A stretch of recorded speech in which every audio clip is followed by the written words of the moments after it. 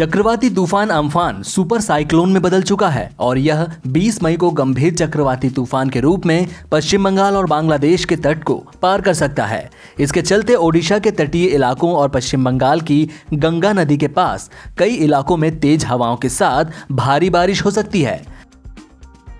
PM Modi ने Amphan से उत्पन्न स्थिति की समीक्षा करने के लिए उच्च स्तरीय बैठक की।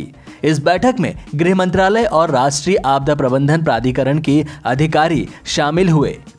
इस बैठक में गृह मंत्री अमित शाह भी शामिल हुए।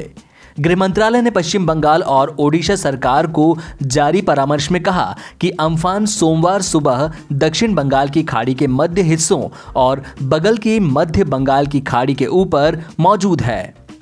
मौसम विभाग के मुताबिक अम्फान सुपर साइक्लोन में बदल चुका है और यह 20 मई को गंभीर चक्रवाती तूफान के रूप में पश्चिम बंगाल और बांग्लादेश के तट को पार कर सकता है। भुवनेश्वर स्थित मौसम विभाग ने कहा कि अम्फान अगले 6 घंटों में सुपर साइक्लोन तूफान में बदल सकता है। ओडिशा के गजपति, पुरी, गंजाम, जगतसिंहपुर और केंद्रपाड़ा में भारी बारिश की चेतावनी जारी की गई है। मौसम विभाग ने मंगलवार को बालासोर, भद्रक, जाजपुर, मयूरभंज, खुर्जा और कटक में भारी बारिश की आशंका जताई है।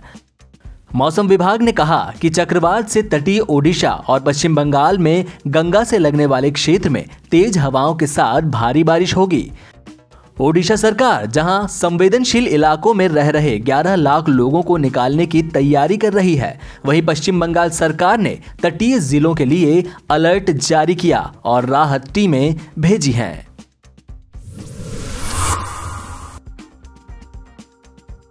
घर लौटने के इच्छुक प्रवासी मजदूरों के लिए 1000 बस चलाने की कांग्रेस की पेशकश को योगी सरकार ने स्वीकार कर लिया है। प्रियंका गांधी की ओर से प्रवासी मजदूरों के लिए बसों का इंतजाम करने की पेशकश करने के बाद अब यूपी के सीएम योगी आदित्यनाथ के अफसरों ने उनसे बसों की लिस्ट मांगी है। इस संबंध में सरकार के अपर मुख्य सचिव ने प्रियंका गांधी को चिट्ठी लिखते हुए सरकार की सहमति की जानकारी दी है। सोमवार को यूपी सरकार के अपर मुख्य सचिव अवनीश अवस्थी ने प्रियंका गांधी को चिट्ठी लिखकर बताया कि सरकार ने प्रवासी मजदूरों के संबंध में उनके प्रस्ताव को स्वीकार कर लिया है।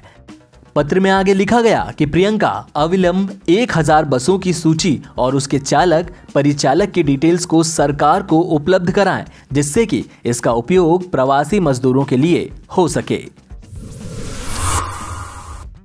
भारतीय वायुसेना पाकिस्तान के कब्जे वाले कश्मीर में घुसकर आतंकी लॉन्च पैड्स को फिर निशाना बनाने के लिए तैयार है। मई की शुरुआत में हंदवाड़ा एनकाउंटर हुआ था, जिसमें भारत ने अपने 5 जवान खोए। इस मुठभेड़ के बाद से ही पाकिस्तान को डर है कि भारत जवाबी कार्रवाई कर सकता है। उन्होंने कहा कि IAF 24 घंटे तैयार है। एयरफोर्स चीफ ने मीडिया को दिए इंटरव्यू में कहा कि जब भी हमारी धरती पर कोई आतंकी हमला होता है तो पाकिस्तान को चिंता होनी चाहिए। उन्हें अगर इस टेंशन से मुक्ति पानी है तो भारत में आतंक फैलाना बंद करना होगा। एयरफोर्स चीफ से जब पूछा गया कि क्या भारत फिर से POK में किसी एयर स्ट्राइक करने को तैयार है, इस सवाल पर भदौरिया ने कहा कि अगर हालात की यही डिमांड होती है तो बिल्कुल इंडियन एयरफोर्स 24/7 रेडी है।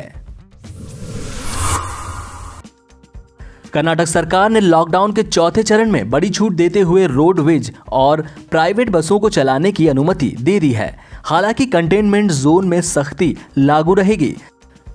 राज्य के सीएम BS येदियुरप्पा ने कहा कि महाराष्ट्र, गुजरात, केरल और तमिलनाडु के लोगों को 31 मई तक कर्नाटक में आने की अनुमति नहीं होगी। सीएम येदियुरप्पा ने कहा कि लॉकडाउन के चौथे चरण में राज्य के अंदर रोडवेज और प्राइवेट बसों के संचालन की इजाजत है। उन्होंने बताया कि बसों में एक बार में सिर्फ 30 यात्रियों को ही सफर करने की इजाजत दी जाएगी। मास्क लगाना और सामाजिक दूरी का पालन करना सबके लिए जरूरी होगा।